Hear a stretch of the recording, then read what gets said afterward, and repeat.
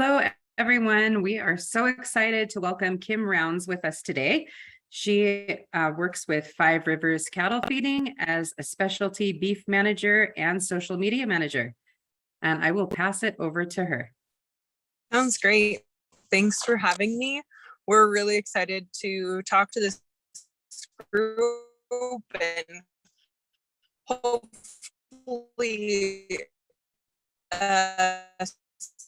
stimulate some conversation that maybe leads to some internal feeding. So we are the largest of Johnstown, Colorado, and we have 6 locations in the state, but we have 13 locations in 6 states across the United States. We do have about 1 million head of cattle on feed at any given time. So what we do is we are the finishing phase of the beef industry. So cattle come to us off of grass and we are growing them into beef that will go to grocery stores. So the beef that you see on your plate is the beef that we raise and that we have at our facilities. So we're looking for people who are maybe interested in internships or in management positions in the future with us at our locations. So a little bit about myself and how I came to Five Rivers. I went to college at Colorado State, and after I graduated, I went to work for a cattle breed association where I worked on data for a really specific group of cattle, and I answered a lot of customer service questions, and I got to travel and go to events for them. But I really wanted something where I got to be a little bit more hands-on in the industry and where I got to be involved in production agriculture and really see the product that I was putting my effort into. And I was actually recruited for the position that I have now at Five Rivers by a friend. And I'm kind of unique. I'm really the only me in the company, but I get to work with a lot of great people and my job touches a lot of other jobs. So my role is specialty beef program manager, and I'm also the social media manager for the company. And really what my job is I verify cattle that are enrolled in specialty beef claims. So when you're at the grocery store and you see beef that has any type of label or any type of claim on it, whether it's Angus or natural or organic, those are all claims, and those are all things that have to do with the cattle and how they're raised. And so I verify processes that allow those cattle to be eligible for programs like that. And my program actually exports cattle all across the globe. So I work with cattle that are eligible to export to Saudi Arabia, to China, to Korea, to the European Union, to Thailand, Taiwan, anywhere really that has restrictions on international beef trade. The cattle that I help raise and feed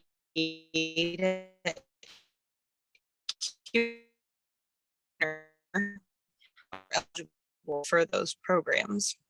So, and I love people industry with some really, really great people who not only can I count on hard days, but who are incredibly fun and intelligent and very forward thinking, which is really important for me in a job, to be surrounded by people who really cared about what they do every day and the future of what they do every day. So a typical job at Five Rivers, if you're looking at an internship, would be spending a little bit of time in each of our departments. So while our name is fairly self-explanatory, we feed cattle, there's a lot that goes into that. So each of those departments has a group of employees who kind of take care of a really specific group of activities every day. So if you were an intern, you would spend a few days or weeks with our feed department. So they make decisions on if cattle need to be fed more or less. They deliver feed to those pens, and they help make decisions based on ingredients and what those cattle should and should not have, do and don't need, based on basically what they need in their diet. So when we get cattle, like I mentioned, they come to us off of grass. So we're really going to simulate that diet and transition them into a higher protein, higher fat diet, if you think of it like going from a salad to a protein shake. And so that's kind of what we're doing every day at Five Rivers is feeding cattle and getting them transitioned onto a high fat, high protein diet. And that all falls under the feed department. So they deliver the feed and they make decisions about the feed. Then you would spend some time in the mill department, and they are basically the chefs. They are making the feed, they're receiving the feed, they are running through the process that we call steam flaking corn, where you soak corn in water and run it through steam and you turn it into cornflakes, just like you'd have for breakfast, basically. So that's what we feed cattle. That's a very big part of what we feed cattle. But there are a lot of ingredients that we get from really local to our feed yards, and we sample those ingredients. We make sure that they're the quality, and then it's the feed department's job to deliver that. Then you would spend some time in the cattle department, and they're basically in charge of everything that has to do with those cattle being healthy and being cared for every single day. So those are our pen riders, or our cowboys, who ride through the pens every single day, looking for anything that might be sick, anything that might be injured, anything that needs any special attention. That's what the cowboys are doing. And then we have vet techs, or cattle doctors, who are taking those notes that the cowboys and pen riders gave them on what they pulled from each pen, why they thought that it maybe looked sick. And they take all of that information, and then they'll actually treat those animals that need treatment based on their symptoms and their temperature and kind of what we know about those cattle already. And those are also the people who will ship and receive cattle from the day that they arrive to the day that they go to the plant. Those cattle are our responsibility, and we're in charge of caring for them. So that is the cattle department's main job, is receiving those cattle and taking care of them from day one. And then we have our yard department. So our yard department, if you want to think of it very simply, it is a little bit like city maintenance, kind of, if you want to think of it that way. They are everything that is equipment, everything that is facility maintenance. That's welding, it's being a mechanic, it's working on any facility maintenance, but also all of our environmental standards. So everything that we take care of on a daily basis to make sure that we stay in, and that is what those groups do, is that they make sure that all of our environmental obligations are met, and that we actually exceed them to the point that the EPA actually does trainings at our feed yards. So that would all be the yard department. So if you were to do an internship with us, you would rotate through each of those departments and learn a little bit about each of those departments. And then you would actually get to do an intern retreat at the end of the summer. So we get all of our interns from all of our yards together. It's normally about 25. And you would meet with all of our kind of execs, our CEO, our COO, our president, and our entire risk management team, who help manage our line of credit and make sure that we're safe financially, basically. It costs a lot to run what we do every day, and so they make sure that we're safe, and they basically work on the futures market. And so you would meet with all of those people, and you would actually get to do a case study. So you're assigned a group of cattle that we bought for a certain price, and you see as a business how we make that profitable, how we make that cash flow, and what our margins look like. And it's actually something that we get a lot of feedback that the interns love. They get to work with some of the greatest minds in cattle feeding, some really incredibly intelligent financial people who know a lot about the market and the futures and what those are doing. And they explain it all the way from what those are to how we take advantage of that as a risk management portion of our business.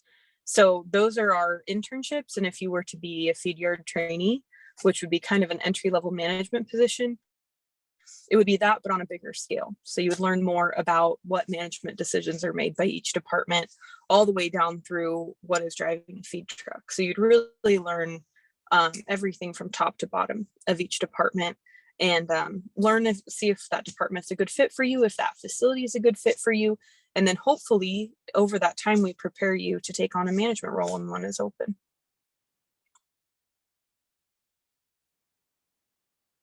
I think it's exciting and great that an intern gets to go through all of the different departments. Do interns all start? So if somebody starts working with you at Five Rivers, do they start in a particular department, or does that vary? It varies. So it depends on what you've expressed the most interest in. And if you aren't sure what you have interest in, we'll kind of place you where there's the most initial need, or maybe what we think would be a good fit. But you just kind of will start in a department. It depends on interests and what we think will fit best, based on your past experience, to give you a good foot in the door and let you kind of learn a little bit about our culture and our company, so that you aren't thrown into something that maybe you feel the most uneasy or the most uncomfortable about. We'll definitely try to fit your intro with kind of your experience and your interest. On your journey with Five Rivers, did you start out in a different department than where you are now? So I started definitely a lot less involved than I am now, but I was hired. I'm kind of unique. I was hired straight into the position that I have. But even in my job, it was expected that I rotated through each of the departments, and I spent a little bit of time in each department learning about kind of how the entire system works, because it really is all interdependent. And so I spent a little bit of time learning about each department and what they do. And then I kind of took on my job full time. And then I've really grown that into adding the social media and adding a little bit more outreach and a little bit more size and scope to the job that I have now. And what's your favorite part of your job?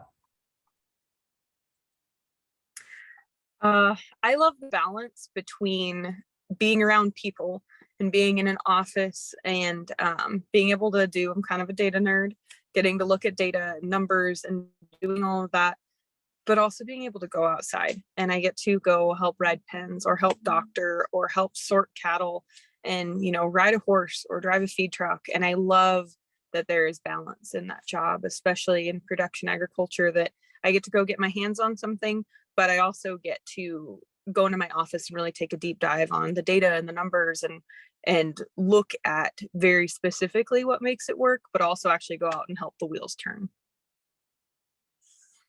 And along with that, what would you say is the most challenging part of your position? I think just working with other organizations and people. And I think that's always going to be a challenge for me personally, is how many different personalities it takes. They say it takes all kinds of kinds, and people with differences in you often balance you out, but sometimes it definitely makes working a little bit harder when they have a different set of priorities or a different ambition. And that's always been a struggle for me, and I think it will always be. But it also definitely helps me learn a lot about patience and being able to balance, what is important, what is critical, and what is okay. What's going to be okay if it doesn't get done today. Definitely learning a little bit about give and take and what organizations are important for what aspects, and learning to definitely control my hot-headed temper that I sometimes have, being able to kind of rein that back and learn how to control that and when that can be an asset. And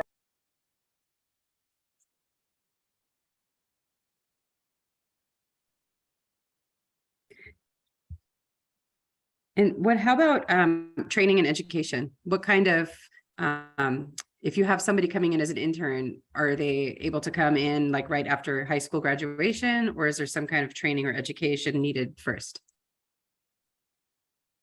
so we'll accept interns as long as I believe they have to be over 18, just for security and safety reasons.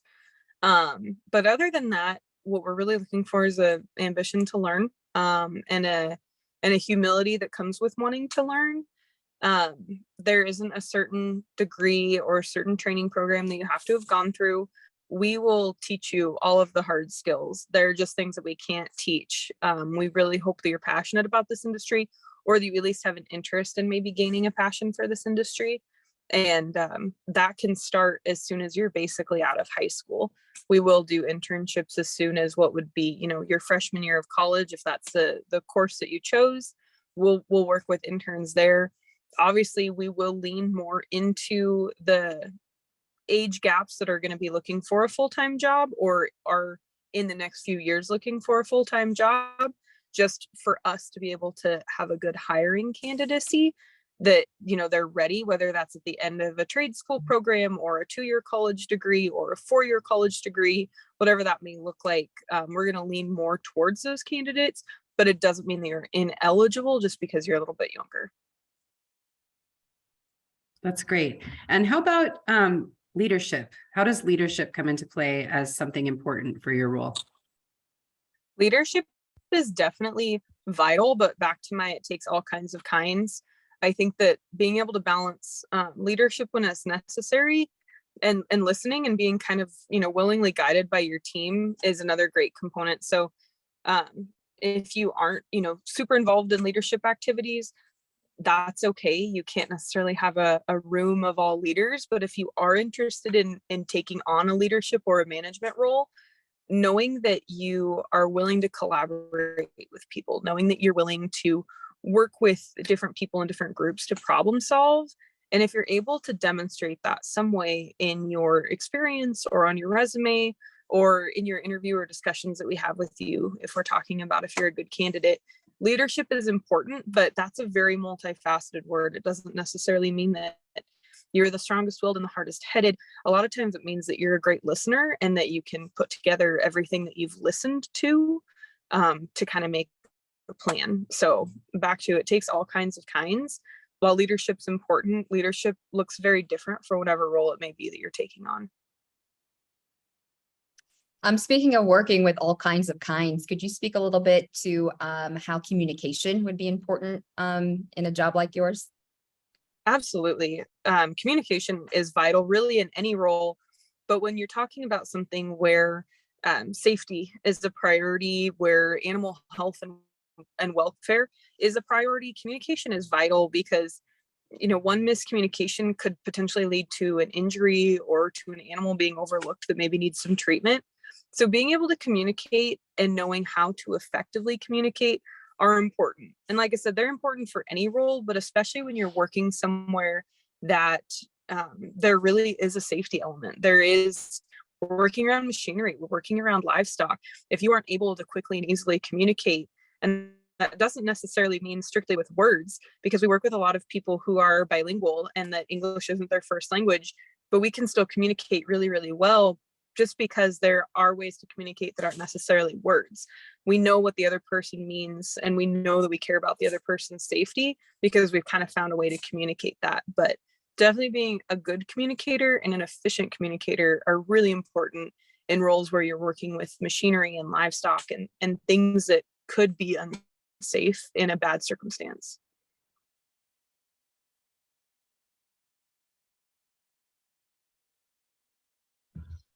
For students who maybe are a little bit younger still, and so they wouldn't necessarily be looking at an internship per se right now, but they know that getting into an industry such as yours is something that they want to pursue in the future as they get older. What advice do you have for them in terms of their buildup?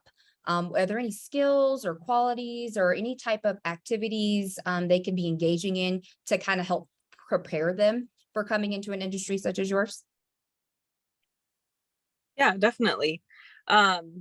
Always our doors are open for tours. So at any point, if you're interested in, well, I want to know what this looks like, we always host tours. We're happy to show people around. But if that isn't something that you're interested in doing, I definitely recommend anything where you can be involved in a leadership role, whether that is a 4-H or FFA group, whether that is a team, whether a team member, but also maybe have the option to have a leadership role. We highly recommend extracurricular activities, and not just because they're a resume booster or because they look good, but because they teach you vital skills that maybe are dealing with tough circumstances, that are being able to communicate. Have you ever had to teach anybody anything? Have you been involved in maybe a boys and girls club where you were a mentor to a younger student? Anytime we can see that you have demonstrated leadership, that you've worked on your communication skills, that you have collaborated, that you've worked through tough circumstances, those are all just going to really solidify that you're the type of person who will make a good employee, as well as things like your education, the classes and the programs that you're involved in. If you can demonstrate a interest in learning genuinely, and that doesn't have to be that you're an A+ student across the board, that might be that you found your passion in maybe a shop class or in an art class that you were involved in and took a step in furthering your education, and that could obviously be beyond the classroom in some type of capacity. So those are the types of things that we look for just because they tell us that you're interested in learning, you're interested in being a good communicator, you've learned some vital communication and some life skills that you're gonna be able to put to use as an employee and as a team member. Thank you. And can you speak a little bit to the social media aspect of your position as well? Yeah, the social media part's really fun. It took a lot of convincing because we definitely have a little bit of an older leadership team as they thought that it was, but we really believed that, or still believe that, if we aren't telling our story, somebody else is. And it's often miscommunicated about agriculture and its role, its importance to society today. It's often miscommunicated or misconstrued somehow. And so we firmly believe that if we aren't telling our story, somebody else is, and it's probably not going to be as accurate as a story that we can tell. And so a lot of my job is sharing employees. I love being able to introduce employees to our followers. We, every single Monday, will rotate through a different yard, and they get to introduce us to whatever employee they are most excited to introduce that week. And then we will talk about Five Rivers facts. So we share a fact about the beef or the ag industry. Sometimes it's myth busting, sometimes it's sharing a really basic fact, like, did you know that cattle don't have top teeth? Because they're grazers, they actually don't have top teeth. They have top teeth in the back, but not in the front. So they actually use their tongue to pull in feed. And so it might be a fun fact like that, or it might be sharing a fact about the environmental impact of agriculture and how it's very different in the United States than it is globally, because the United States is such an efficient producer in agriculture. So we really have kind of a three-prong approach to our social media, and that is employee recruitment and retention. That's talks kind of establishing ourselves as a household name, letting people know who Five Rivers is, who we are and what we do, and then also sharing information about the ag industry. So trying to be a source of good quality information for the public. Sounds like following you on social media could be a really great way to learn more, right, about Five Rivers Yes. and about the industry. Absolutely. We are on TikTok, Instagram, and Facebook. So feel free to follow us on any or all of those platforms. We'd be happy to have you. And we get to share some really cool and pretty videos and some fun facts and information. Nice. So are there any aspects of the social media bit that are challenging? Definitely, you're always going to deal with people who don't agree with what you do, who don't see eye to eye. And for us, that's fine as long as it's not malicious. We think that there's always going to be healthy discussion. There are two sides to every conversation. And as long as we're sharing facts, we're happy to entertain a certain amount of disagreement, dissent, a different point of view. But it's definitely hard to kind of hold back your own personal opinion. Obviously, I have a very strong and passionate opinion about production agriculture and production beef and how that positively impacts the United States. And there are people who certainly don't feel that way. And just knowing that that's okay, that there are people out there who feel differently, and that a lot more people are going to be won over in the gray than in the black or the white.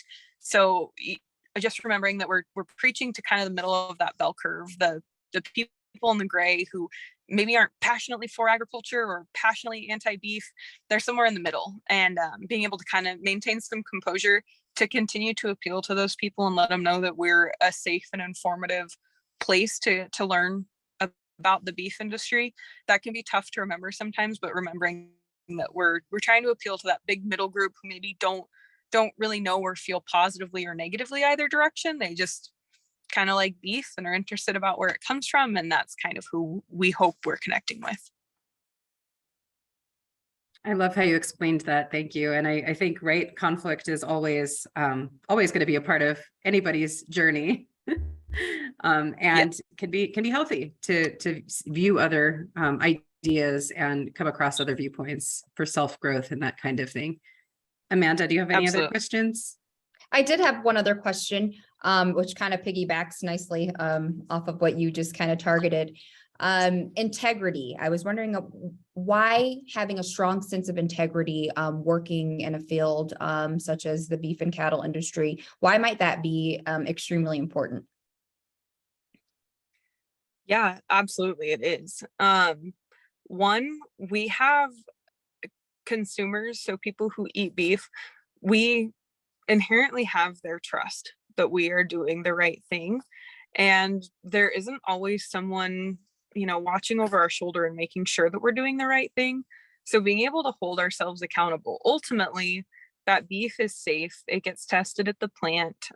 There is someone double checking us, but we want to make sure that not only we're doing the right thing, but that we're going to provide a safe and high quality product, because it's the same beef that we eat, that our family eats, that the person down the road eats, that someone we've never met before eats. So there is definitely a certain amount of integrity.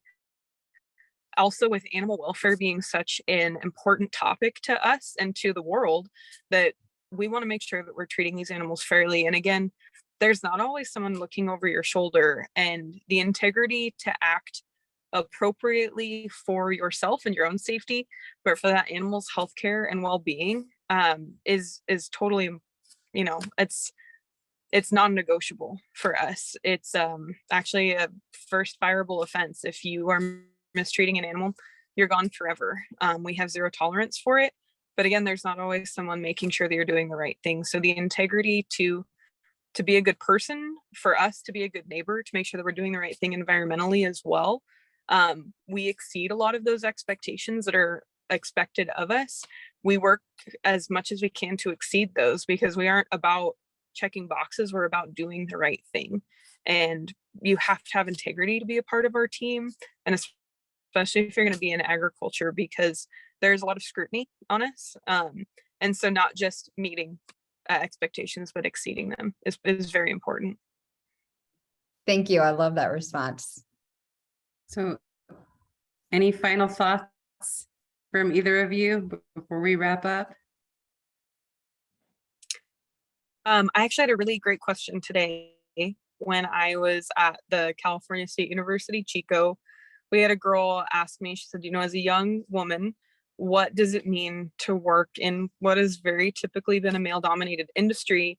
And we were really proud to share that the good old boys club has really changed. It's really shifted. We have about a third of our feed yard trainees and interns are female. And that's just been really fun to see so many young women coming up who are excited about working in this industry. And the gentlemen and the women who work at Five Rivers truly are the best. They want the best for their teammates. They want the best for their employees. They want the best for their company. And I've definitely never been discounted because I'm a young woman. I've always been considered for the promotions and the raises that have been kind of slated my way. And as a company, we care about our employees, and that goes for no matter your gender, no matter your identity, no matter your race, creed, first language. We are passionate about our team members. And they've definitely demonstrated that to me every single day that I've been there. And it's been really fun to watch this kind of take some roles and gain promotion away from the good old boys club that founded it into the group of people who are going to be leading it.